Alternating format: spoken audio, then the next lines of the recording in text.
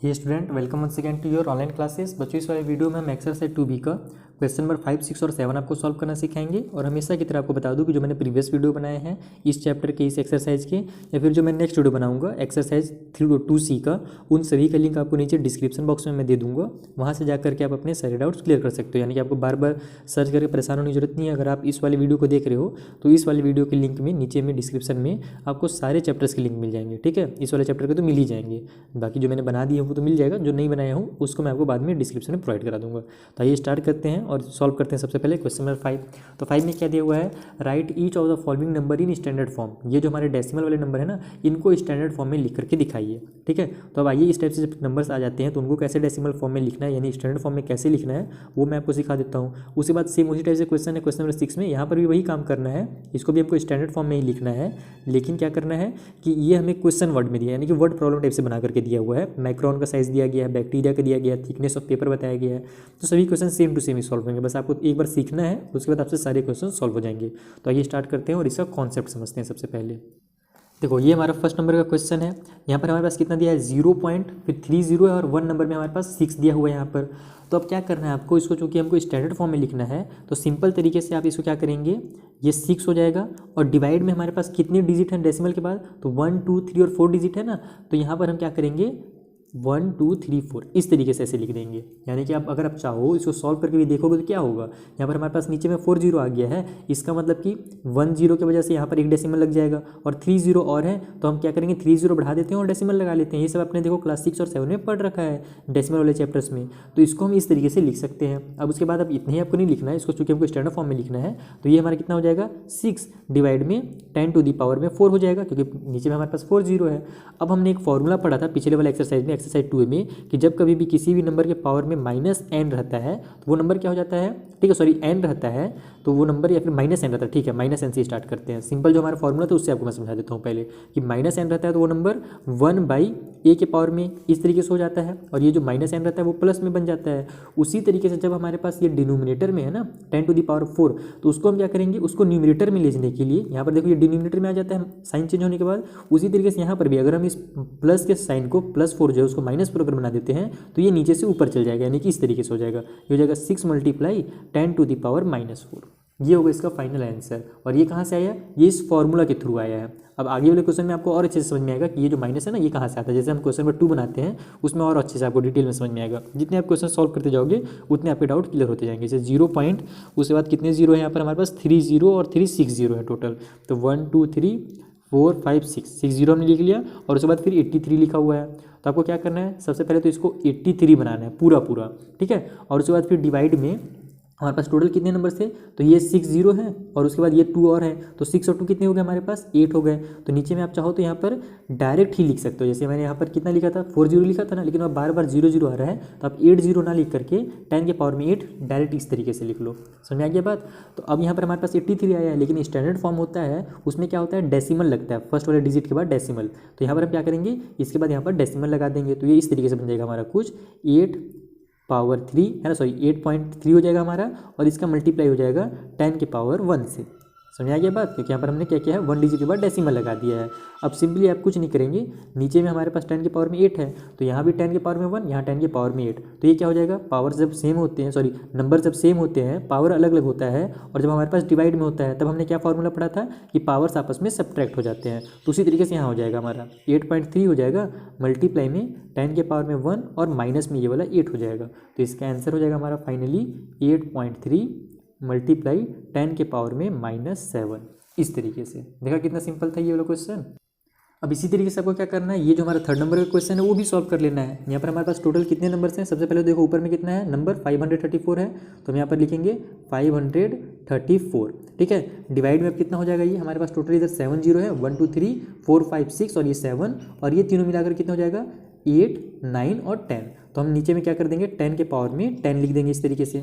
इतना क्लियर है। अब उसके बाद क्या करना है, हमको पता है स्टैंडर्ड फॉर्म में फर्स्ट डिजिट के बाद डेसिमल लगता है, तो यहाँ पर हम डेसिमल लगा देंगे। तो ये हमारा बन जाएगा 4 और जब हम डेसिमल लगाते हैं तो डायरेक्ट डेसिमल नहीं लगा सकते, क्योंकि अब डेसिमल के बाद हमारे पास 2 डिजिट है। यहाँ पर देखो डेसिमल जब हमने लगाया तो उसके बाद 1 डिजिट था, तो हमने 10 के पावर में 1 लिखा था। यहाँ पर हम क्या करेंगे 10 के पावर में 2 लिख देंगे, क्योंकि हमने 2 डिजिट के बाद डेसिमल लगाया है ना इधर से राइट साइड से। तो यहाँ पर 100 लिखा था एक्चुअल में, तो यहाँ स्टैंडर्ड फॉर्म में 100 वगैरह नहीं लिखा जाता है, डायरेक्ट इसे पावर के टर्म में शो किया जाता है। तो यहाँ पर हमने 2 डिजिट लिया है तो 10 के पावर में 2 लिख लो, सिंपल एकदम। और नीचे में 10 के पावर में जो 10 है वो तो रहेगा ही रहेगा। अब फिर से देखो हमारा बेस सेम हो गया है, बस पावर अलग अलग है, तो पावर आपस में क्या होंगे, सब्ट्रैक्ट हो जाएंगे। तो ये हो जाएगा हमारा 5.34, ठीक है, मल्टीप्लाई में 10 के पावर में 2, ये ऊपर वाला, और ये नीचे वाला ऊपर जाके माइनस हो जाएगा, यानी कि -10 हो जाएगा इस तरीके से, ये वाला जो पावर था।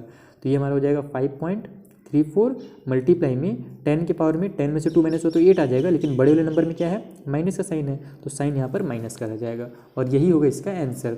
उसी तरीके से ये भी हुआ था जो हमारा फर्स्ट क्वेश्चन था ना, इसमें जो रटने की जरूरत नहीं है, ये चीज़ ध्यान रखना कि यहाँ पर हमारे पास क्या था, एक 10 के पावर में 1 छुपा हुआ था, 1 बोल रहा हूँ यहाँ पर, केवल एक 1 छुपा हुआ था। तो जब ये ऊपर आता है ना तो ये -4 हो जाता है, जैसे यहाँ पर ये ऊपर जाकर के -8 हो जा रहा है ना, उसी तरीके से। ठीक, अगला जो क्वेश्चन है उसे भी सॉल्व करते हैं। देखो ये हमारा क्वेश्चन नंबर 4 है, सिंपल एकदम छोटा सा नंबर हमारे पास दिया हुआ है 27, नीचे में ऊपर में चलो 27 लिख लो, और नीचे में कितने हमने डिजिट लिए 1 2 3 और 4 है, तो नीचे 10 के पावर में 4 लिख लो। ठीक है, अब हम क्या करेंगे, यहाँ पर हम जानते हैं डेसिमल लग जाता है क्योंकि स्टैंडर्ड फॉर्म में लिखना है, तो ये हो जाएगा हमारा 2.7 और मल्टीप्लाई हो जाएगा उसका 10 टू दी पावर 1 से, क्योंकि यहाँ पर हमने क्या किया है, डेसिमल 1 डिजिट के बाद लगाया है राइट साइड से, तो 10 के पावर में 1 लिखा जाएगा, और नीचे में 10 के पावर में 4 तो पहले से है। अब इसके बाद ये क्या हो जाएगा हमारे पास, तो 2.7 ही रहेगा, मल्टीप्लाई में 10 के पावर में 1, और ये जो हमारा 10 के पावर में 4 था ऊपर जाकर के माइनस हो जाएगा, तो 1 - 4 होगा तो कितना आ जाएगा, 10 के पावर में 3 आ जाएगा। तो ये हो जाएगा हमारा 2.7 मल्टीप्लाई 10 के पावर में 3, और बड़े वाले माइनस साइन है तो -3।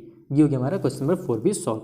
आइए अगला क्वेश्चन सॉल्व करते हैं। 5 नंबर में क्या दिया हुआ है, पहले मैं लिख लेता हूँ क्योंकि बहुत सारे जीरो है, थोड़ा सा काउंट करना पड़ता है। ये हमारा 5th नंबर का क्वेश्चन है, यहाँ पर हमारे पास टोटल 5th नंबर में 5 जीरो ही दिए हुए हैं, तो हम क्या करेंगे, सिंपल तरीके से इसे ऊपर में कितना है 165 है, तो डिवाइड में 10 टू दी पावर कितना हो जाएगा, 5 जीरो है और उसके अलावा 3 डिजिट भी है ना, तो 5 और 3 कितना होगा, टोटल 8 हो गया, तो यहाँ पर पावर में हम 8 लिख लेंगे। अब अगले स्टेप में हमको क्या करना है, इसको डेसिमल में कन्वर्ट कर देना है, यानी कि ये हो जाएगा हमारा 1.65, और हमने अब डेसिमल कितने डिजिट बाद लिया है, 2 डिजिट बाद लिया है, तो 10 के पावर में 2 हो जाएगा, और डिनोमिनेटर में हमारे पास 10 के पावर में जो 8 है वो तो रहेगी रहेगा। अब यहाँ पर दोनों हमारे पास पावर हो गए हैं, तो क्या करेंगे, आपस में हम इनको ऐड कर देंगे, सॉरी सब्ट्रैक्ट कर देंगे, क्योंकि आपस में डिवाइड में है, तो हो जाएगा हमारा 1.65 मल्टीप्लाई 10 के पावर में 2 माइनस में 8, ये हो गया हमारे यहाँ से 1.65 मल्टीप्लाई 10 टू द पावर -6, 8 में से 2 माइनस हो तो 6, और बड़े वाले माइनस का साइन है तो -6। उसके बाद आइए क्वेश्चन नंबर 9 फिर से मैं नोट कर लेता हूँ पहले, सॉरी क्वेश्चन नंबर 9 नहीं है, क्वेश्चन नंबर 6 है, जहाँ पर हमारे पास टोटल यहाँ पर 8 जीरो है। ठीक है, तो ये हमारा कितना हो जाएगा, पहले तो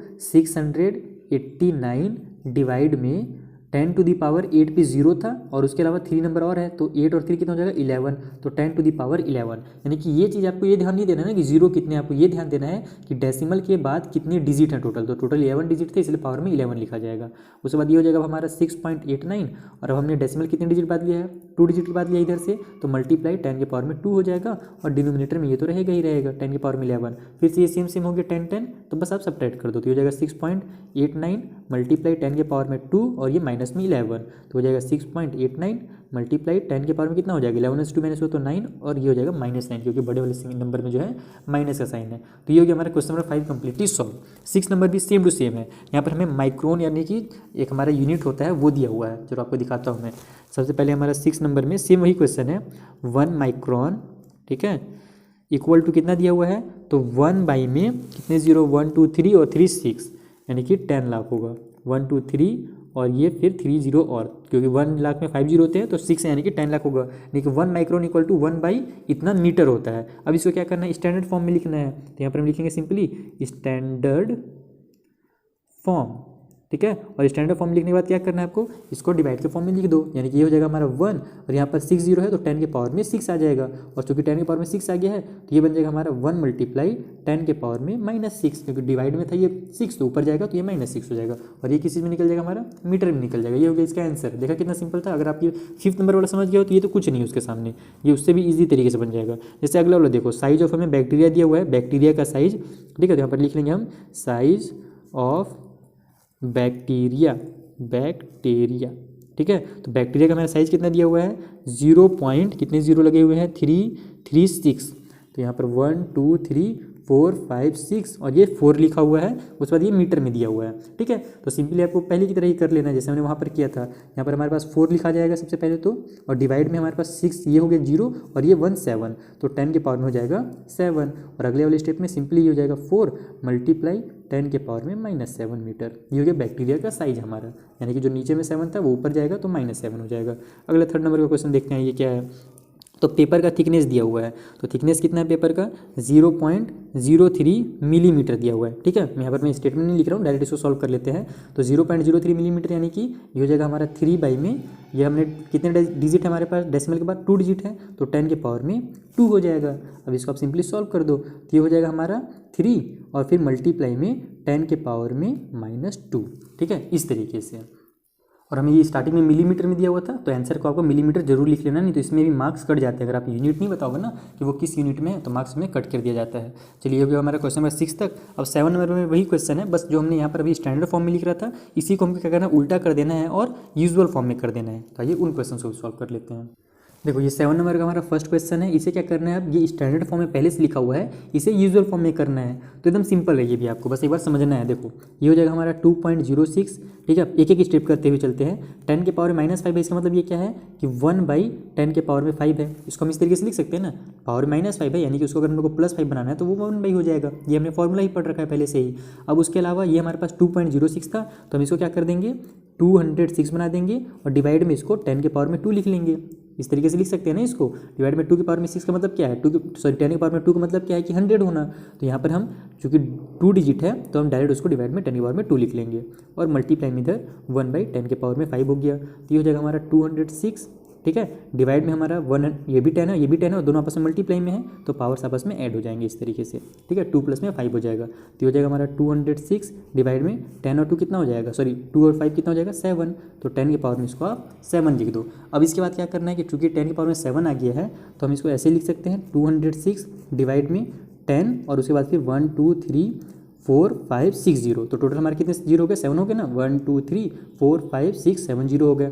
अब आप इसको डेसिमल फॉर्म में कन्वर्ट कर दो, तो इस तरीके से हमारा 3 यहाँ पर 3 0 की वजह से डेसिमल यहाँ पर आ जाएगा और उसके बाद 4 0 और बच जा रहा है, तो 1 2 3 4 0 हो गया और 206 और डेसिमल लग जाएगा यहाँ पर। इस तरीके से डेसिमल लगता है। सबसे पहले आपको 3 डिजिट देखने हैं, तो 3 डिजिट के बाद यहाँ पे डेसिमल लग गया, 3 0 की वजह से ये 3 0 का काम खत्म। उसके बाद 4 0 और बच जा रहे हैं, तो आपको पहले 4 0 लिख लेना है और उसके बाद डेसिमल लगाना है, और डेसिमल के पहले कुछ भी नहीं है तो 1 0 लिख लो इस तरीके से।